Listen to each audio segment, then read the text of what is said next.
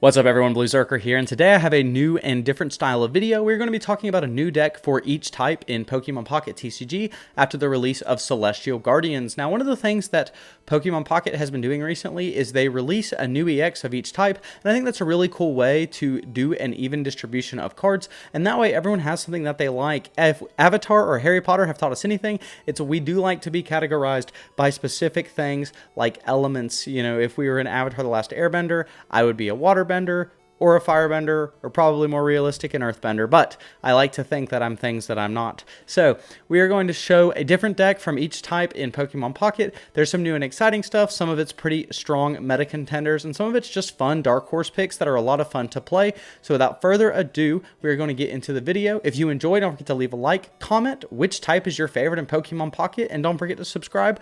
We're getting closer to our goal of 250. I really have been growing really fast, and it's so nice to have the support. Thank you so much for watching. I've been Blue, and I'll smell you later. So first up, we are going to showcase the preeminent fire deck of the game right now. We have Incineroar EX and Charizard EX, and if you have not seen this combo, it is incredibly powerful. It is not just kindling, it is a massive bonfire colossus for those Yu-Gi-Oh fans. Anyway, Charizard EX is a very self-sufficient card. One of the issues it had before was it does have to sit in the active zone to attack in order to get its effect off, but on the turn you get Charizard EX, you can always apply a fire energy, stoke, and then the next turn you can apply your 5th fire energy and start blasting away with those steam artilleries. Now, Rare Candy has made this way more consistent, way more quick. On like turn 3, you are stoking, and then on turn 5, you are blowing the opponent away. Combining this with Incineroar is a pretty powerful and potent combo because Incineroar is another powerful EX who can hit hard and has a very good 1 energy attack, 30 damage and burning, so a guaranteed 50. And it is a very potent combo. You have Iono, double research, and double Pokeball. Of course, you play a communicator to get to that other part. Only one of each middle stage evolution, 2 of everything else. The idea here is to just get one of these guys set up and hitting hard, and then having the other one in the back. If you lead with Incineroar, you probably want to go for the second Incineroar as your ideal secondary game plan. But going Charizard first is very powerful. You just, once the opponent gets set up, you can't get Charizard EXs in as easily in order to take the opponent out. So once you have Incineroar as the dedicated line that you go for your Rare Candy, you should probably look for the second one. You see a similar thing when you're playing the Darkrai plus Weavile combo. If you do not get Weavile set up quick enough, it's almost never worth establishing it. Charizard is powerful, and 180 HP on both of these guys makes them very strong. There are a few variations. Lily is very powerful in this deck as well. I opt for a more consistent route because once these guys are on the board, they are hitting really hard. Lily even pairs okay with Incineroar. There is not an attack that Incineroar is afraid of that will hit him a second time that Lily will out-heal the opponent's damage that you've dealt, so you can still have that damage for that 3 energy star charged attack, I believe is the name of the name. But if you have damage already on Incineroar, it deals bonus damage, 140, very powerful and strong, whereas Charizard EX is hitting for that 150 and is self-sufficient, letting you put those energies on the Incineroar for the follow-up. But that's the fire deck, very powerful in the meta. It's not great against Oricorio, so you do have to have an option for it. Some people opt to play things like Drampa with Incineroar. That's a pretty powerful combo because Incineroar wants to already be hurting himself. You might opt for something like that instead of the Charizard EX. This is the most consistent version of the deck that you can kind of be running, except for not running 2 of the stage 1s. But sometimes running less stage 1s is more consistent because Rare Candy is just way more valuable. But it is nice to get a Torracat or Charmeleon hit in every once in a while. But yeah, it is burning up the meta right now. It is pretty potent, pretty powerful, and it is a top hot contender for sure. For our water representation, we are using the Alolan Sandslash deck that I showcased in one of my videos with Starmie EX and Pyukumuku. What's nice about this deck is it does not play Misty. Oftentimes water gets conflated with Misty, but there's a lot of powerful combos, and while we may not be playing Misty, we are opting for an all-out offensive with water-type Pokemon.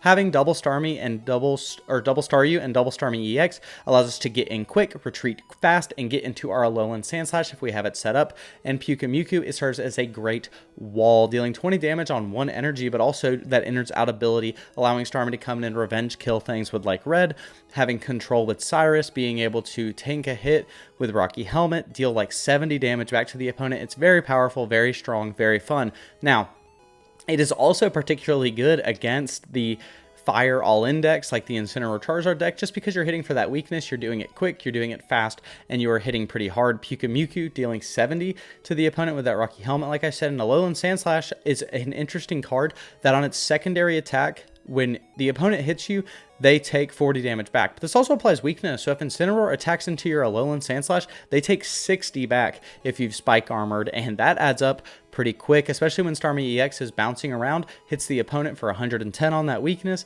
plus with red. It is a very fun combo. Be sure to check out that video if you've not seen it. We're playing double helmet and 1 cape. Cape helps keep Starmie alive in a metagame where Solgaleo exists and can hit with Giovanni or red to knock us out guaranteed every time. We have Mars in case Starmie EX gets knocked out. It's definitely one that can be replaced. I really just value the disruption. I would even put red card over this, I think, because we want to use our other supporters. We are kind of low on supporters, though, and if we're not researching, we do want to have something to do on our turn, and I just find Marsing the opponent never hurts my feelings too much. Communicator helps us get to that Alolan Sandslash. Double Pokeball for consistency, of course, and Cyrus allows us to have something to bring the opponent in when they've taken a hit from a Rocky Helmet or a Pyukumuku and they try to hide on the bench. So yeah, this deck is a lot of fun. I definitely suggest trying it out. It's not going to get you to Master Ball probably, but it has a lot of fun game, and it feels really good to know that you're beating opponents. It's definitely better against lower skilled opponents because the opponent can play around some of their things if they actually read your cards, which is a skill that most people don't have. Even at Master Ball, it's kind of funny, but yeah. Here is the other water deck representative that falls into that Misty archetype, and this deck is so much fun. If you've not had the opportunity to play Wishy-Washy, I wish you would, because it is so enjoyable to play. We have double Wishy-Washy and double Wishy-Washy EX. Wishy-Washy EX deals 40 more damage for every Wishy-Washy on your bench, dealing 150 damage for 3 energy is so powerful. Now you might think, oh, the setup for that takes too much. Only dealing 110 is also okay, and double Pokeball, double Research, and Wishy-Washy's basic ability lets it search for a Wishy-Washy from your deck.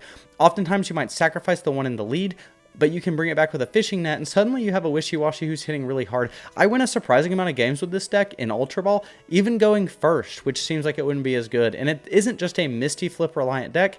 I flip Tails on Misty more than anyone I've ever encountered in my life, and I still managed to take wins thanks to Wishy-Washy's powerful attack. You can even use Wishy-Washy EX because of its 170 HP pool as a defensive Pokemon while you get the other one set up. Then he comes out, you put the other one on the bench thanks to the fishing net, and you are dealing big damage, and the opponent does not have a lot of options. Guzma is a very powerful tech option. Red card disrupts the opponent. We have to have that net to bring a Wishy-Washy back and keep our power online. Red makes us deal 170 if we've got full setup. So powerful. Solgaleo gets knocked out if he's done an attack. We've got Pokemon Center Lady to heal and get rid of status. Things like Incineroar are rampant, so getting rid of that burn is helpful if we manage to get the Tails on that, and we're going to because we're playing a Misty deck and Tails is all we can ever get. Team Rocket grunts to stop the opponent, slow them down while we're getting our Wishy-Washy EX set up. And Mars is much better here than the Alolan Sandslash deck, because when they do that knock out the Wishy-Washy EX, you Mars the opponent down to 1 card and you just start wailing on them with your swarms. Irida helps keep us safe and healthy with that 40 HP heal. Cape keeps us up. X speed allows us to get the base Wishy-Washy out if we draw it and we don't want to be attacking and using its ability to do the search. Double Pokeball and double Research, of course. This deck's a lot of fun. It has absolutely no game against Oricorio, though, so that is a reason why as you get higher, it becomes less good, because there is no game against Oricorio whatsoever. So for our electric deck representation, we definitely have to include the one, the only Oricorio. This safeguard ability is redefining the game in many aspects and force the best decks in the game to have an answer for it. When the opponent can throw down an Oricorio in a deck like Giratina Darkrai to stall forever in order to get that Darkrai damage going, you know that this is a powerful card. In this version, we are playing double Oricorio, the Magnezone line, and a Tapu Koko in order to rotate. It feels really good to Koko into the Oricorio because you can be damaging the opponent's EXs for a little bit more damage and then having that fun just Oricorio sitting there where the opponent can't get knocked out. You do want 2 Oricorio. The opponent always has a potential to outplay you with like Sabrina if you fall behind before you get the other Oricorio setup, so you do want to see it. Magnezone is great at dealing with things that are not EXs. It's good at dealing with EXs as well, But being able to deal with almost any of the other evolutions in the game allows Oricorio to reign against them, while Magnezone takes the other ones out. Magneton creating its own energy, very powerful. The biggest thing is it needs to find its pieces, which is why we have Iono in this deck. We've got double Pokeball and Research, of course, double Cape. This just keeps our Magnezone really healthy. 160 HP with Cape is so powerful, and Oricorio even gets to survive longer against the Darkrai pings because of the Cape, and that can be really important in that matchup. They can't directly damage you, but Darkrai can ping you, and when you are able to throw that Cape on it and then rotate to another one, they just end up conceding. Red card helps disrupt the opponent. Very powerful in a rare candy meta. Feels really good, especially when the opponent is searching or uses a research. They're holding 5 cards. You know they have rare candy plus whatever their stage 2 is, and you just red card them and say, yeah, not yet, not today. They're going to do it to you anyway the next game if it's me, but at least it feels good knowing that you had the chance not to. We've got double X speed. Both Tapu Koko, Magnemite, and Oricorio all like this. It lets you get to who you want without falling behind in energy, and that Cyrus lets us bring in those EXs that we've damaged with Magnezone, keep them locked in if they have higher retreat costs against our Oricorio, where they have to sit there as that cheerleader pommels the opponent. So yeah, if you're looking for a powerful electric type, Oricorio is one of the best, and you absolutely should be abusing it on the ladder. There are certain decks that just hit surrender. Wishy-Washy, I play that deck. It's a lot of fun. When the opponent throws an Oricorio down, I hit surrender because there's nothing I can do against the deck. In one way, I think that it's bad, but I do think in a competitive level, it's interesting to say the least and forces the opponents to have outs for it, and I think that's very solid. I think in a world without side decking, it's a little more annoying, but overall, I think it is a good addition to the game, and interesting to see how much power they're willing to give individual cards that can shape the meta around them.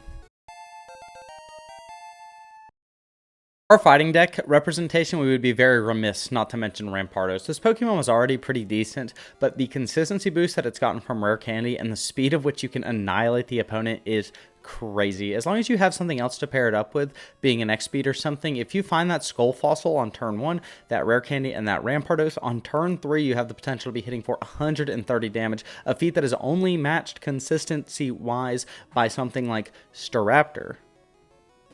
If you want speed, Rampardos is definitely part of the combination.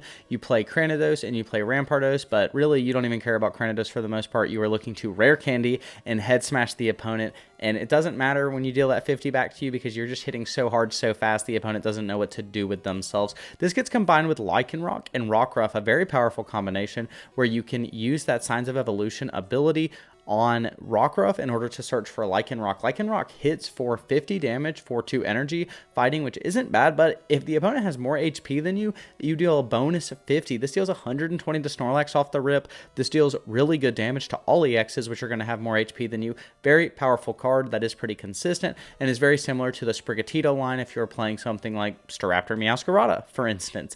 But you're playing double Skull Fossil, double Rampardos, and a single copy of Cranidos and Rare Candy. This is just kind of the consensus at this point. If your deck does not have a very clear other win con, you do play one of the stage 1s. We have a Rockruff and a Lycanroc. What's nice about the 1-1 combo is you're going to start Rockruff every time. There's no other basic Pokemon. Now, it is potentially bad for you to only have one if the opponent does knock you out in a singular turn, but with 60 HP, it's hard to pull that off on Rockruff, and you do run Cape for that situation. We have Iono, and we have Lily. Lily is so good with the Rampardos because when you knock the opponent out, they're like, oh, well, they dealt a bunch of damage to themselves, so we're going to be able to use that as an opportunity, and then you Lily them, and they're like, oh, okay, my bad, never mind. Double Communicator really helps you get that other Rampardos setup, or get you to the first Rampardos. Because we are playing only 5 Pokemon in the deck, we are guaranteeing Rockruff, and then if we attack with that Signs of Evolution, we have the Lycanroc in hand. There are even situations where it's better to go ahead and just get that Lycanroc, throw it back in the deck, get your Rampardos line going, and then search again for it with the Rockruff. It's a very cute combo that I enjoy doing a lot because it's very pure advantage camel if you're familiar with Pac-Man, but it just gives you some advantage and allows you to utilize the cards in an interesting way. Double Research, of course. We've got Red, hits so hard with Rampardos, it can really blow people out of the water. Red card is a great disruptive tool. Poison Barb, really it's your tool of choice. It depends on this metagame. Poison Barb is really good against EXs that want to get set up and sit in there because they attack you, they take a guaranteed 110 damage. If they need a follow-up attack to knock you out, which most of the time they do, because you have 150 HP on Rampardos, then you were getting that extra damage for sure, and suddenly you've dealt 30 damage instead of 20 on Rocky Helmet, and put the opponent in an awkward position of if they even want to attack. Sabrina helps you get something else in that you have not yet hit, and that if the opponent has set up, it gets past Barry. There's a lot of good applications to it, and I know, of course, for consistency. The biggest problem with fossil decks is you have to find the fossil. If you do not find the fossil, you're going to lose pretty quick because you can't get your game plan online, but for a solid game plan, you can hopefully find it, and as soon as you do, you're going to pretty much win most of the games that you get Rampardos swinging that quickly. So fighting is very powerful with the new rare candy. For our grass representation, we are using the new Serena and Celebi deck. This deck is really neat and has some fun things going on with it. We've got double Bonsui, 1 Steenie, and 2 Serena. Of course, we're using that double rare candy to get them going. Going second, we can hit on turn 4 for a potential 150 damage with Serena. It only requires 1 energy, which means we are allowed to use the rest of our energy on our Celebi to be hitting really hard with those powerful blooms, as long as we don't get like 6 tails in a row or something crazy, because I could never imagine that happening to me, right? The 1 damage attack on Serena has the potential to deal 150 damage, which is so powerful. You flip 3 heads, you get 150. It basically deals 50 per heads that you get. If you're a gambler at heart, this is the deck for you. With Leaf Cape empowering grass type Pokemon, you can see that they can get really bulky really fast, and Serena in particular has Mallow, a new supporter card that says, hey, heal your Serena to full. It also heals Shiinotic, but it's not nearly as good, and also discard all the energy from it. While normally that would really set you back because Serena only requires 1 energy, getting a full restore style heal all the way back to full, which is 160 with Leaf Cape, surviving some of the biggest attacks in the game aside things like Charizard, of course, which knocks anything out except for like Bastiodon. You are going to be able to be very bulky and very annoying. I played against one that I could only deal 150 at one point, and they mallowed me, and then they mallowed me again, and I just lost like 3 turns to healing, and then they knocked me out, and then they Erica'd, and I just got heads out of the game. So if you're a true gambler, Misty is no longer where it's at. Serena Celebi is the game plan. You've got double Pokeball and double Research. This gets you everything you need to be set up in online. We've got Mars, who can disrupt the opponent. We've got Mallow healing that Serena up to full. Sabrina, again, disrupting the opponent's. Leaf Cape, so powerful, making grass type some of the tankiest we do have. They have that powerful tanking and healing. The Erica healing for 50. We've got the 1 Steenie. We've got the double rare candy, of course, and an X speed allows you to get that Celebi out of dodge or that Bonsui if something happens early and you want to use a different one. This deck's a lot of fun, especially if you're a Gamba. Let me just mill everything in Tearlament, style it up, because you're going to be flipping so much that some of them are going to be heads regardless, and that means you are going to be doing damage quickly, and it's a very powerful combo. I definitely highly recommend it. For our Psychic deck representation, we have the new Lunala EX, and if you're looking for a big brain play that rewards you for clever planning, this is the deck to do it. It is so fun. Lunala EX has an ability that lets you take all the energy, all the Psychic energy, off of the Pokemon on your bench, one of them, and move it up to the active Pokemon. This type of energy manipulation is really interesting because we haven't seen anything like it. We have with Vaporeon, but this requires a little bit more planning. Vaporeon just lets you kind of move anything up. This requires it from a specific one. You'll find yourself in these situations where you have to plan ahead, and there's not a ton of that in pocket. Obviously, you want to be saving supporters and certain cards for really big moments, though that is, of course, important to do. But Lunala EX really takes that planning to another level, and you're thinking sometimes 2 or 3 turns ahead as far as energy, that where you want to place it and how you should be placing it. A very clear-cut combo with this is Giratina, who generates its own Psychic energy. We have double Cosmog, 1 Cosmoem, and 2 Lunala EXs with that rare candy. Again, that stage 1 is almost always used at 1 when you have the rare candy.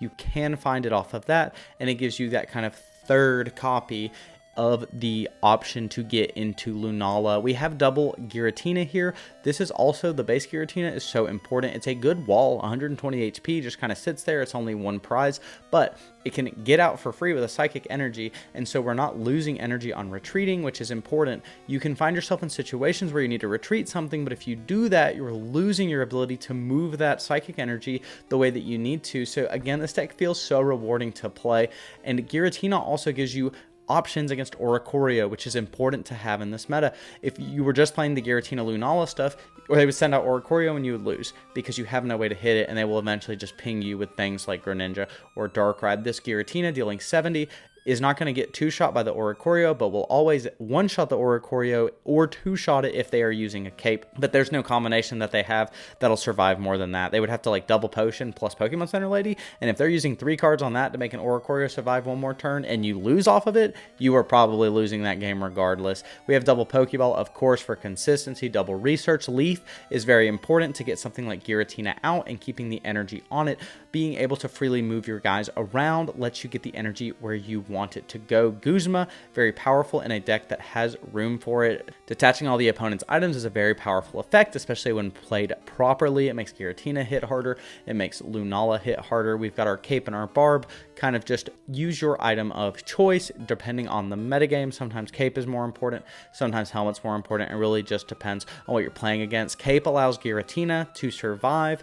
The base Giratina survive against Solgaleo EX, so you're not instant losing off of that. This deck is so fun, and if you want a rewarding deck that really just says, hey, I'm a skilled pilot, and this deck requires a skilled pilot, then this is the deck for you. I know it's got Giratina, and people are like, oh, Giratina is so brain dead, but really, it's more than that. This deck is more than that. I swear, I promise this deck is more than that.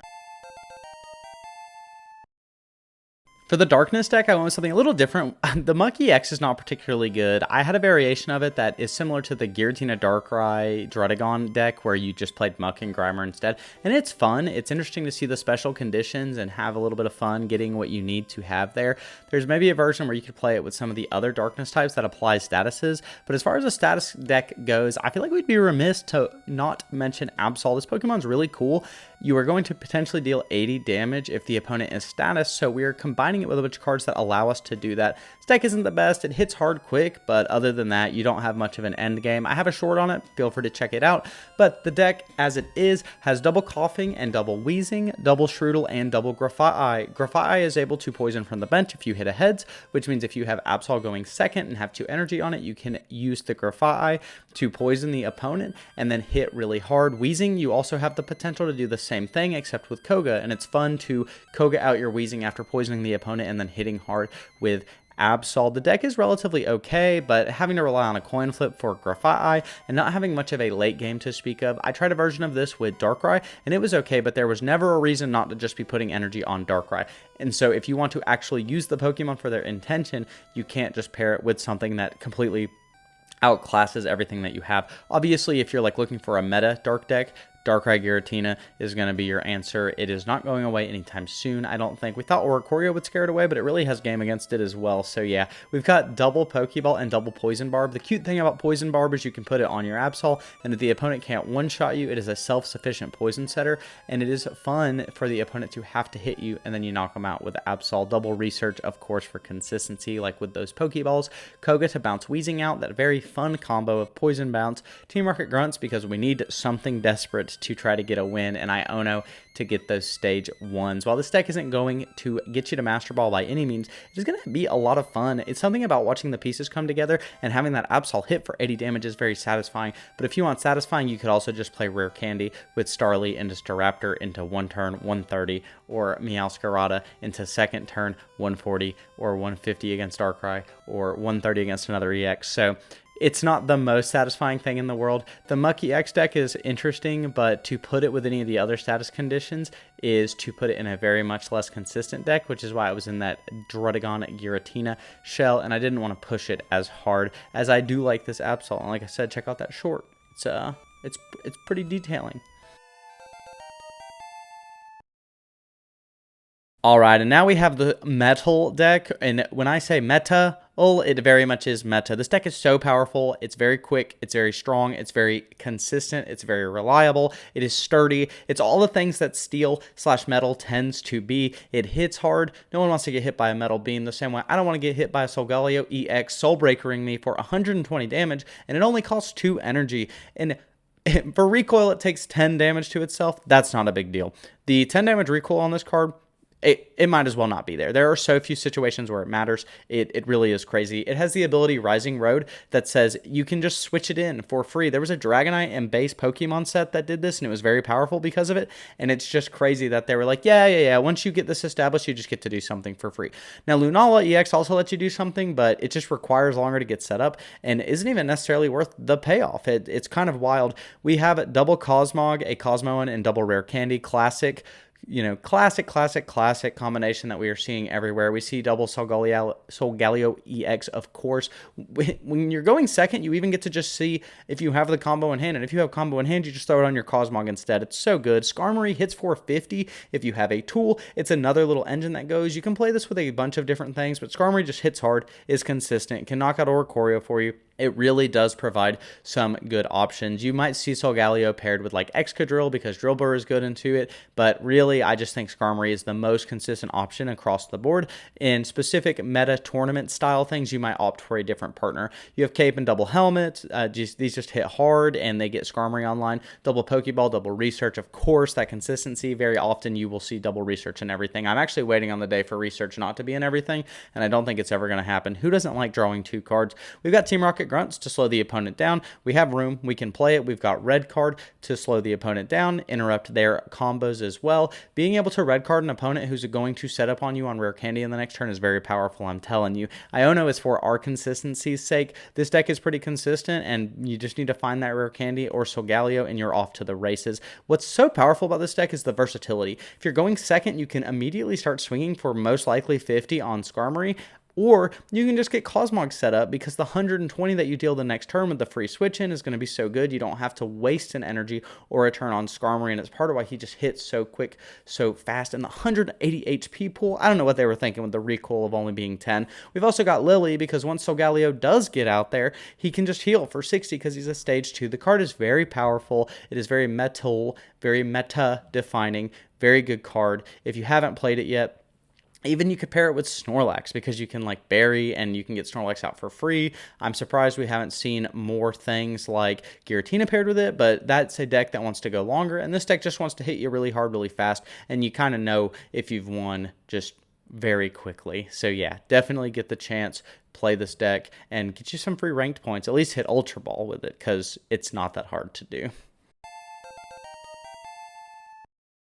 Well, I know some people in the comments might be like, Dragon is not a type, Dragon is not an element, Dragon is not an element, is it not an archetype? It's a combination of elements. It is very much a combination of elements, but they do a very good job of releasing a new Dragon in each set, and they're a lot of fun to play around, even if their combinations are a little cringe sometimes, and playing an electric fighting, energy generation combo doesn't really do much, and there's not a lot of fun you can have with it, but there is some fun to be had with getting Kommo off. Now, this Pokemon requires an electric and a fighting energy, which means it can attack on the turn that it comes out. If you are going second, you can Rare Candy into it and attack for 130, which is pretty good. You know, we are raving over cards like Staraptor and Rampardos that allow us to do it, but energy generation is somehow less consistent. The fact that you can't alternate it or make it guaranteed any kind of way makes it where there are times where you just hit electric, and the part of the Dragon deck is overcoming that weakness, which, you know, it is a nice opportunity to demonstrate your Dragon mastery, but for the most part, adding inconsistency to your deck on such a level is not very good. I did want to highlight Kommo though, because I think the card is really cool.